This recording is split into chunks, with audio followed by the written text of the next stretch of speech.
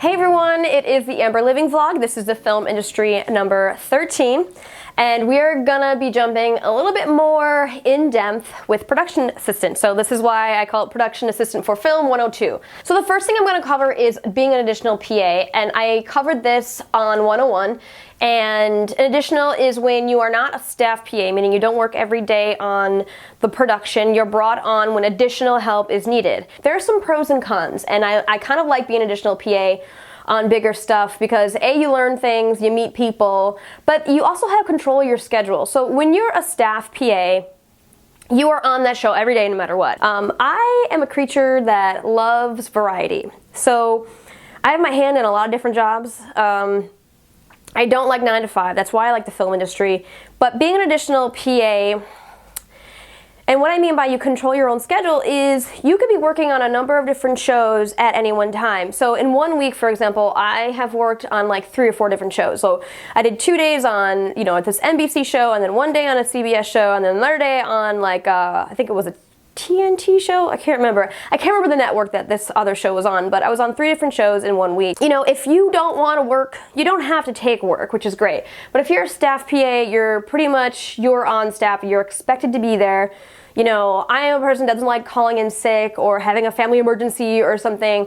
So, I feel obliged to be there even if I don't feel well. And that's kind of like the attitude you should have if you work in this industry, to kind of tough it out. But if you are like full on flu or something, you have to kind of draw the line. Now remember that you get the same rate as you would the staff PAs. Your rate is usually $140 for 12 hours, $150, $160 for 12 hours, and expect overtime. That's time and a half, anything over 12 hours. So if you happen to work, say 5 hours, say they schedule the shoot, the big location scene is gonna be like, in the morning, first thing in the morning, they're gonna need 20 PAs, and then by noon, when lunch hits at like 1:30, they're done, right? So you do lunch, and then like they cut you like 6 hours, 7 hours into the shoot. Well, you get paid for 12.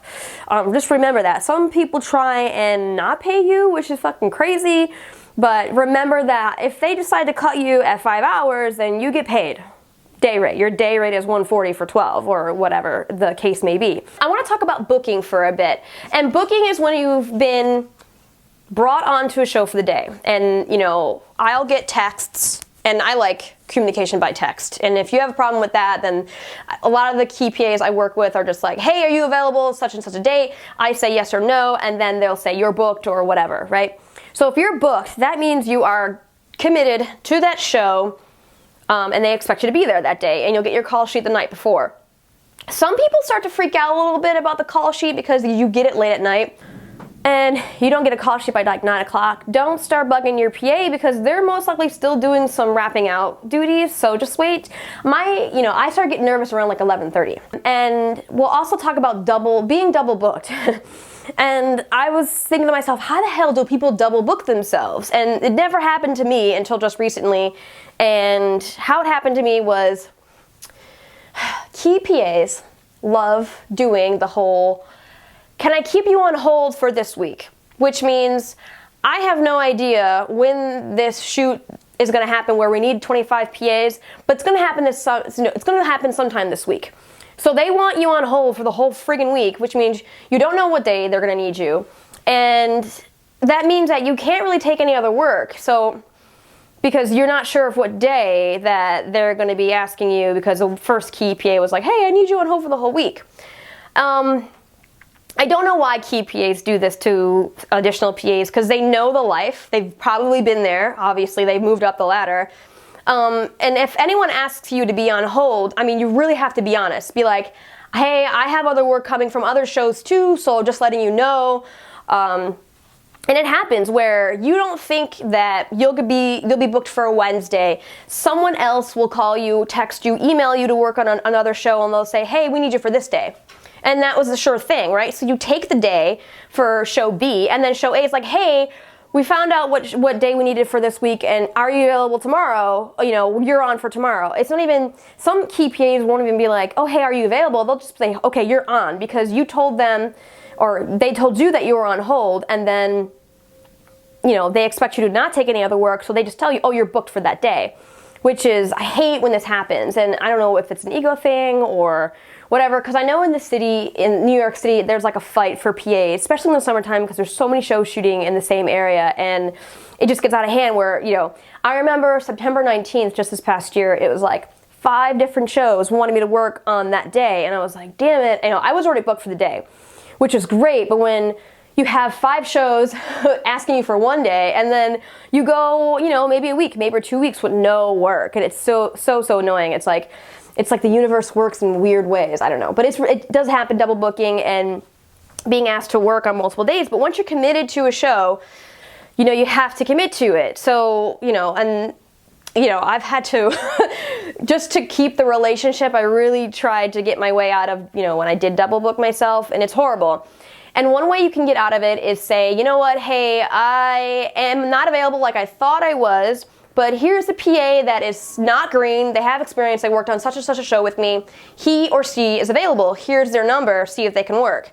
And this is a really good way to bring on your friends into industry, and a lot of people don't like that because that means you're bringing in more people to the network, and that means less work for everybody else kind of thing, because they try and keep it in like the small circle that the film industry is. So I know some people are opposed to that. Some people are like, hey, my friends need work too, and if I can't work, obviously I'm going to give them work. So if they're new to the industry. And I introduced a friend, but you know, she's making her own contacts now. So that's just how it works, you know. I'm going to talk about a few things that you're going to need as a PA so you don't look so green, aka new as hell. One thing I really think you should have on you at all times is a black Sharpie. It's so useful, you never know. Not just a regular pen, but a Sharpie, because there are some things like, one day you're gonna have an order for like 20 people for coffee, and you're gonna have to label the fucking lids of coffee, and it just gets easier to see when it's with a black Sharpie. It sounds so stupid, but it just makes the world a difference when everything is easily organized and you don't do the guessing game when you're passing out coffee, because that ruins someone's day. I don't care what anyone says, getting coffee can make or break someone's day, especially if you get it wrong. But if you get it perfect, then great. Nothing happens and you're like, yay, that PA didn't fuck up the coffee order. Maybe we'll give her more or him more and more responsibility. So Sharpie is like vital. Have a Sharpie, have like a red one, a black one, you know. That's usually the standards, because sometimes you need a red one for certain, when you're marking the call sheet. So that's very useful. A notepad is really great to have on you, and all this stuff starts to build up and it gets kind of annoying. So me, I usually just use like, you know, things I get like sides or something, or like maybe a back of a call sheet, you know, if I need to take notes on something or an order or whatever. And some people use their phone to take certain orders, or whatever you need to do to take down notes. Just have something on you to make sure you have, you know, you write down the information that's needed. Make sure you always have a call sheet on you, because sometimes crew members want to know some things, and you're the communication device, that you are the way for them to find things out, because you're the link to the ADs, and they're the ones that have all the information and what's going on next, what scene it is.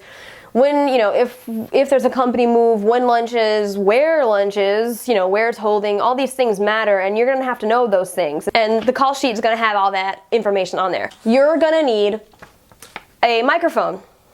They give you like the McDonald's headset if you do not have something of your, you know, your own. Here's my advice. Buy a surveillance microphone. You know, the next time you're on set, jot down the walkie that they have, the series number, or the series number and the type of walkie that they're used, because that walkie is industry-wide. They all use the same ones. Like, you work in LA, you work in New York, Chicago, Portland, they're all going to use the same walkies unless it's a low-budget thing and they don't have that certain walkie available, which is really kind of rare. But you're going to want a surveillance mic. And some people don't like it because it sticks in your ear, like, really kind of weird. Sometimes it bothers me, matter of fact. Here is my surveillance mic. It looks like this, you know, connects to your ear and it wraps around. You look like Secret Service, and it's great. It hooks on here, and then they're gonna have like 2 wires. This actually, this one is kind of only an example, only because like, this is the wrong size. I got the wrong size the first time I ordered it off Amazon, so I was like, oh my god, let's just get this surveillance mic. I did not even think about the series number, so make sure you get the walkie number first before you start buying shit. It's gonna look like this. I can't really, yeah, you're gonna have 2 prongs here, and then you're gonna have like a microphone. And this is really useful because you know, you don't have the fucking thing like in front of your face. It's really annoying. It's like super annoying. So you have like this cool thing, you can talk right into it.